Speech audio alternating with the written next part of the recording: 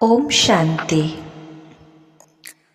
मोर आध्यात्मिक प्रेमी भाई और भौणी माने गत अध्याय आमे राजयोगर नियम विषय रे शुणिथिले।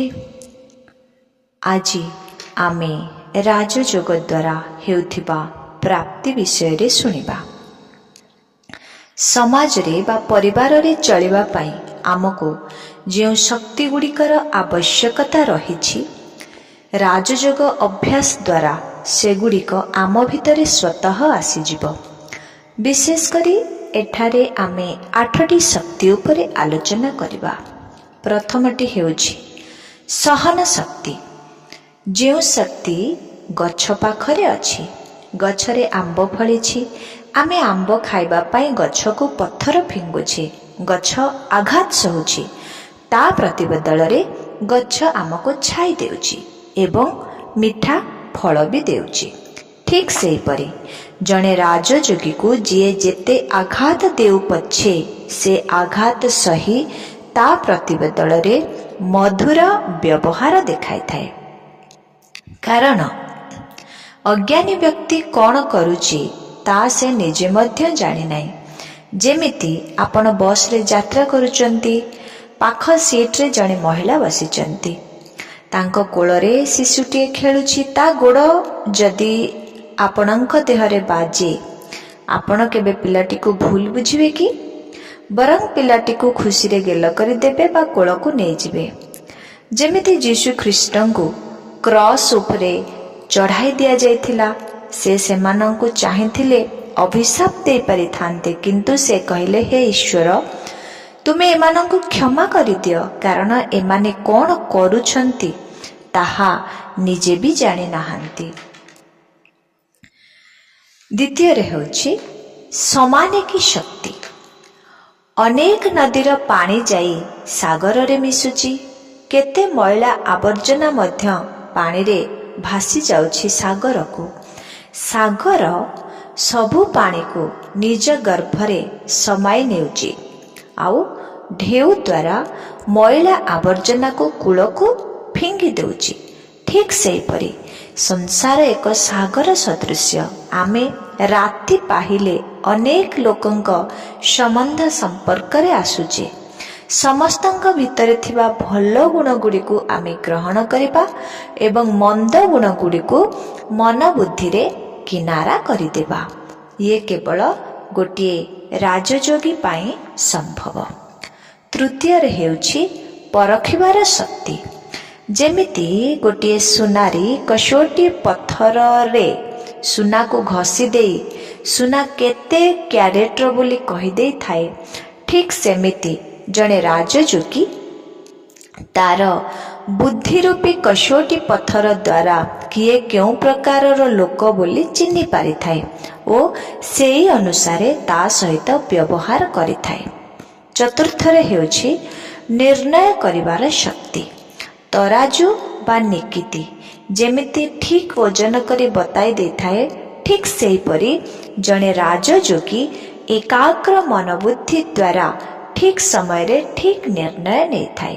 केउटा करिबा उचित एवं अनुचित, कौन कले भल हेबो एवं कौन कले भूल हेबो, तेणु से प्रत्येक कार्य रे सफलता पाई थाए।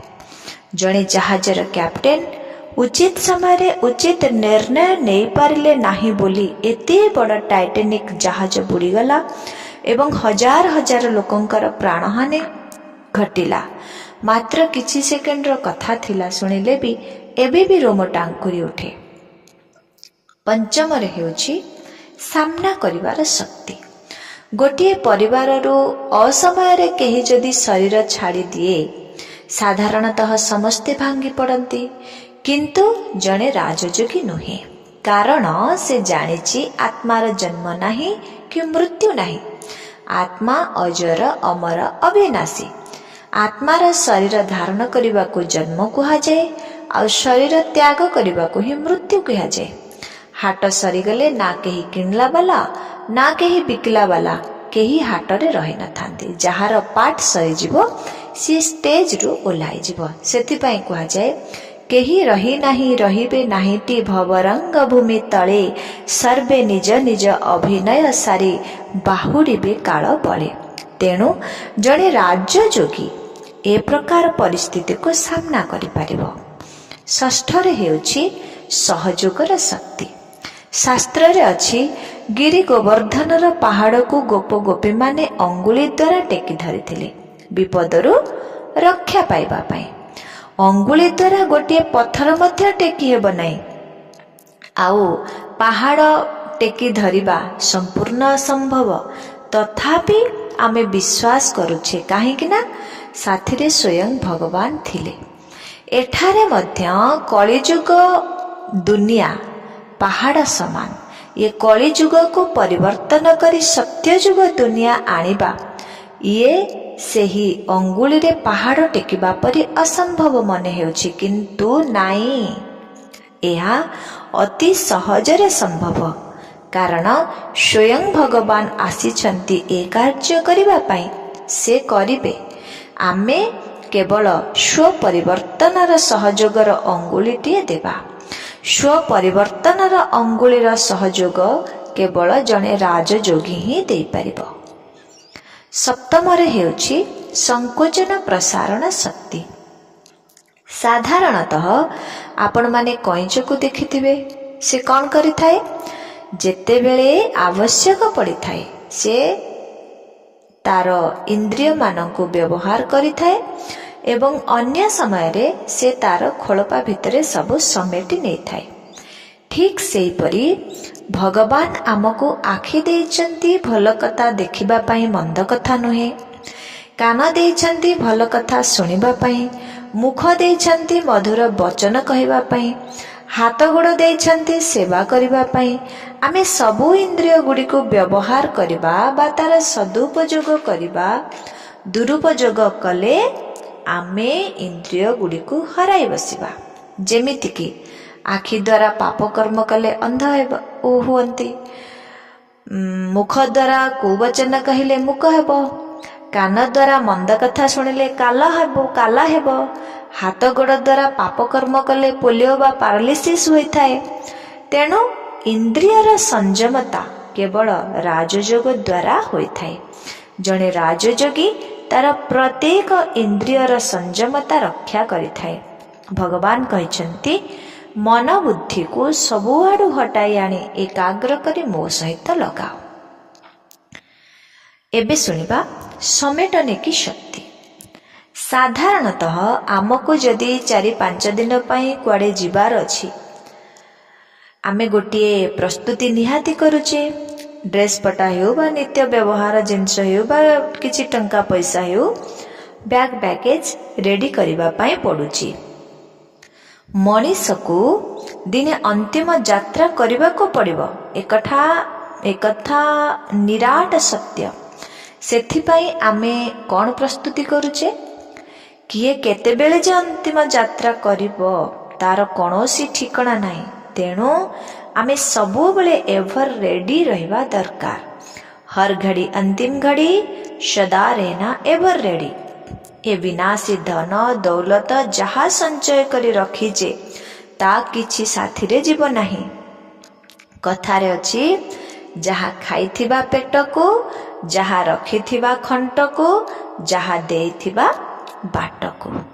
ଯେତିକି ପୁଣ୍ୟଧନ ଅର୍ଜନ କରିଥିବା ସେତିକି କେବଳ ସାଥିରେ ଯିବ। ତେଣୁ ଜଣେ ରାଜଯୋଗୀ କେବଳ ଏକଥା କରିପାରିବ। ସେଥିପାଇଁ ଭଗବାନ କହୁଛନ୍ତି, ଏ କାହାର ଯୁବାବେଳ ନୁହେଁ, ସମସ୍ତଙ୍କର ଯିବାବେଳ। ନାଟକ ଶେଷ, ସମସ୍ତେ ଘରକୁ ଯିବା। ରାଜଯୋଗ ଦ୍ୱାରା ସର୍ବଶକ୍ତିମାନ ପରମାତ୍ମାଙ୍କ ସହିତ ସମ୍ବନ୍ଧ ଯୋଡ଼ିଲେ ସର୍ବଶକ୍ତି ପ୍ରାପ୍ତ ହୋଇଥାଏ। କିନ୍ତୁ ବିଶେଷ କରି ଏ ଅଷ୍ଟଶକ୍ତି ନିଶ୍ଚିତ ଭାବରେ ପ୍ରାପ୍ତ ହୋଇଥାଏ। ତେବେ ଏହି ରାଜଯୋଗ ଜାତି, ଧର୍ମ, ବର୍ଣ୍ଣ, ବୟସ ଏବଂ ଶିକ୍ଷାଗତ ଯୋଗ୍ୟତା ନିର୍ବିଶେଷରେ ଯିଏ ଚାହିଁବ ସିଏ ରାଜଯୋଗ ଅଭ୍ୟାସ କରିପାରିବ। ମନର 4ଟି ସ୍ରୋତପଥ ଅଛି। ପ୍ରଥମଟି ହେଲା ପରିଚୟ। ସଂସାରରେ କୋଟି କୋଟି ଲୋକ ଅଛନ୍ତି, କିନ୍ତୁ ଆମେ କ'ଣ କୋଟି କୋଟି ଲୋକଙ୍କୁ ମନେ ପକାଉଛେ? ନାଇଁ। ଯେଉଁମାନଙ୍କ ସହିତ ଆମର ପରିଚୟ ଅଛି ବା ଯେତିକି ଲୋକଙ୍କୁ ଆମେ ଜାଣିଛେ, ଆମେ ସେଇମାନଙ୍କୁ ମନେ ପକାଉଛେ। ତେଣୁ ପ୍ରଥମଟି ହେଲା ପରିଚୟ, ଦ୍ୱିତୀୟଟି ହେଲା ସମ୍ବନ୍ଧ। ଶହ ଶହ ଲୋକଙ୍କ ସହିତ ଆମର ପରିଚୟ ଅଛି, କିନ୍ତୁ ଆମେ କ'ଣ ସମସ୍ତଙ୍କୁ ମନେ ପକାଉଛେ? ନାଇଁ। ଯେଉଁ କେତେଜଣଙ୍କ ସହିତ ଆମର ସମ୍ବନ୍ଧ ଅଛି, ମନ ସେଇମାନଙ୍କ ପାଖକୁ ଯାଉଛି। ତେଣୁ ମନର ଦ୍ୱିତୀୟ ସ୍ରୋତପଥ ହେଲା ସମ୍ବନ୍ଧ। ସମ୍ବନ୍ଧୀ ଆମର ଅନେକ ଅଛନ୍ତି, ଯେମିତି ଭାଇ, ଭଉଣୀ, ବଡ଼ବାପା, ବଡ଼ମା, କାକା, ଚାଚା, ଅନେକ ସମ୍ବନ୍ଧୀ ଅଛନ୍ତି। କିନ୍ତୁ ଯଦି ସମ୍ବନ୍ଧରେ ସ୍ନେହ ନାହିଁ, ତାହେଲେ ଆମେ ଆମେରିକାରେ ଥିବା ଦୂର ବନ୍ଧୁକୁ ପଛେ ମନେ ପକାଉଛେ, କିନ୍ତୁ ନିକଟ ସମ୍ପର୍କୀୟଙ୍କୁ ନୁହେଁ। ଯାହାର ଯାହା ପ୍ରତି ସ୍ନେହ ଅଛି, ସେ ସବୁବେଳେ ମନେ ପଡ଼ିବ। ତେଣୁ ମନର ତୃତୀୟ ସ୍ରୋତପଥ ହେଲା ସ୍ନେହ। ଚତୁର୍ଥରେ ପ୍ରାପ୍ତି। ଯେଉଁଠାରୁ କିଛି ପ୍ରାପ୍ତି ହେବାର ଥିବ, ମନ ସେଇଠିକୁ ଆପେ ଆପେ ଚାଲିଯିବ। ଆମକୁ ମନେ ପକାଇବାକୁ ପଡ଼ିବ ନାହିଁ। ଏଇ ଚାରୋଟି ଯାକ ସ୍ରୋତପଥ ଆମେ ଭଗବାନଙ୍କ ସହିତ ଯୋଡ଼ିଦେବା। ପ୍ରଥମେ ଆମେ ଭଗବାନଙ୍କୁ ଜାଣିନଥିଲେ, ଭଗବାନଙ୍କର ସତ୍ୟ ପରିଚୟ ଆମ ପାଖରେ ନଥିଲା। ଏବେ ଆମକୁ ଭଗବାନଙ୍କର ସତ୍ୟ ପରିଚୟ ମିଳିଲା ଯେ ନିରାକାର ଜ୍ୟୋତି ସ୍ୱରୂପ ପରମାତ୍ମା ବ୍ରହ୍ମଲୋକ ନିବାସୀ। ପରିଚୟ ମିଳିଲା ପରେ ଆମେ ତାଙ୍କ ସହିତ ସମ୍ବନ୍ଧ ଯୋଡ଼ିଲେ। ସିଏ ହେଉଛନ୍ତି ଆମର ମାତା, ପିତା, ବନ୍ଧୁ, ଶିକ୍ଷକ, ସଦ୍ଗୁରୁ ଇତ୍ୟାଦି। ଆମେ ସମ୍ବନ୍ଧ ଯୋଡ଼ିଲେ ଖାଲି ତ ହେବନି, ସମ୍ବନ୍ଧ ସ୍ନେହଯୁକ୍ତ ହେବା ଦରକାର।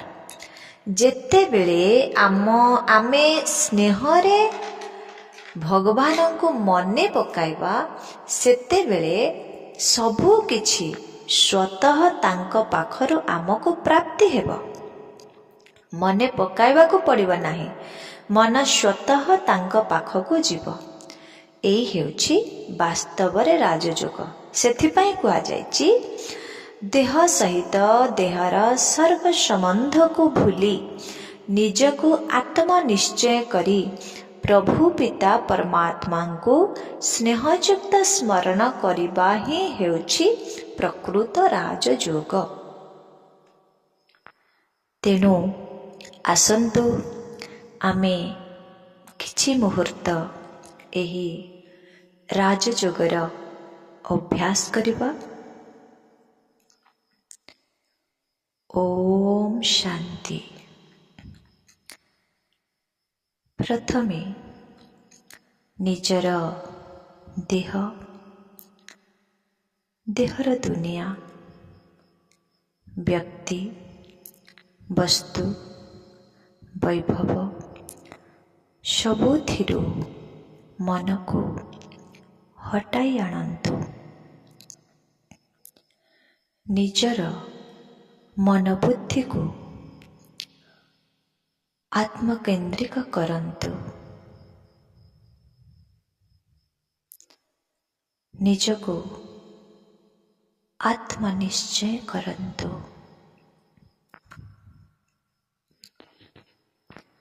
ମନରେ ଯେଉଁଟା ସଂକଳ୍ପ କରିବେ, ବୁଦ୍ଧିରେ ତାର ଚିତ୍ରଟିକୁ ସାମ୍ନାରେ ଆଣିବାକୁ ଚେଷ୍ଟା କରନ୍ତୁ। ଭ୍ରୁଲତା ଦ୍ୱୟର ମଧ୍ୟସ୍ଥଳରେ ଚମକୁଥିବା ମୁଁ ଏକ ସୂକ୍ଷ୍ମାତି ସୂକ୍ଷ୍ମ ଜ୍ୟୋତି ସ୍ୱରୂପ ଆତ୍ମା ଅଟେ। ଆଖି ଦ୍ୱାରା ଦେଖିଲା ବାଲା, କାନ ଦ୍ୱାରା ଶୁଣିଲା ବାଲା, ମୁଖ ଦ୍ୱାରା କହିଲା ବାଲା, ଶରୀରର କର୍ମ ଇନ୍ଦ୍ରିୟ ଦ୍ୱାରା କର୍ମ କରି ସୁଖ ଓ ଦୁଃଖର ଅନୁଭବ କରିଲା ବାଲା ମୁଁ ଏକ ଅଜର ଅମର ଅବିନାଶୀ ଆତ୍ମା ଅଟେ।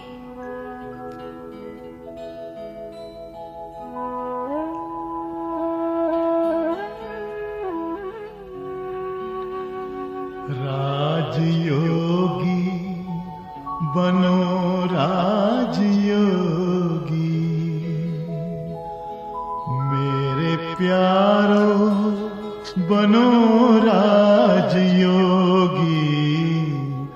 राजयोगी बनो राजयोगी, मेरे प्यारो बनो राजयोगी। राजयोगी बनो राजयोगी।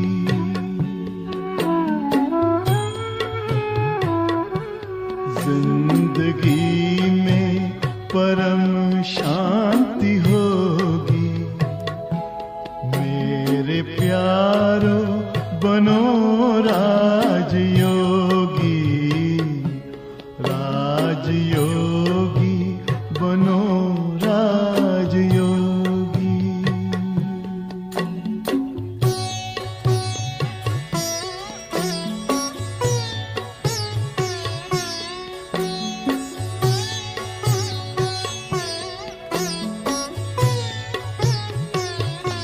मन का दर्पण दमकने लगेगा, आत्मचिंतन चमकने लगेगा।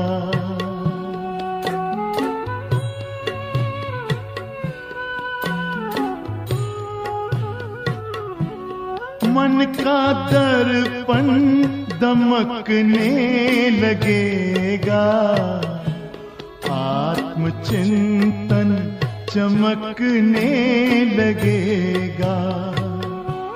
योग पथ पर जरा चल के देखो, सारा जीवन महकने लगेगा। सारी काया हो,